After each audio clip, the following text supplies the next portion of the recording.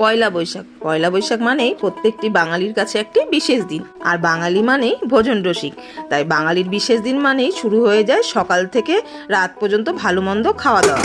তো সকালের জলখাবারে বানিয়ে নিতে পারেন এই দারুণ স্বাদের আলুর দমের রেসিপিটি। তার জন্য এখানে প্রথমে ছোট আলুগুলোকে সেদ্ধ করে ছাড়িয়ে নিয়েছি। এরপরে তেল গরম করে ফোড়নে দিয়ে দিলাম শুকনো লঙ্কা, তেজপাতা আর একটু জিরে। ফোড়নটা একটু ভাজা হয়ে গেলে দিয়ে দেবো আদা আর কাঁচা লঙ্কা বাটা।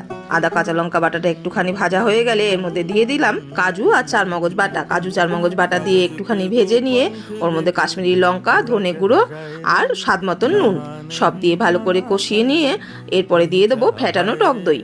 টক দইটা দিয়ে কিন্তু সমানে নাড়তে থাকতে হবে, না হলে কিন্তু দইটা কেটে যেতে পারে।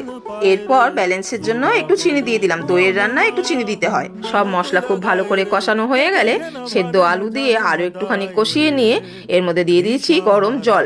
গরম জল দিয়ে মিনিট 5 ফুটিয়ে নিয়ে নামানোর আগে গরম মশলা আর কসুরি মেথি দিয়ে নামিয়ে নিলে রেডি হয়ে যাবে অসাধারণ স্বাদের এই দই আলুর দম। আর আলুর দমের সঙ্গে খাওয়ার জন্য বানিয়ে নিলাম গরম গরম লুচি। ব্যাস, পয়লা বৈশাখের ফাটাফাটি জলখাবার রেডি।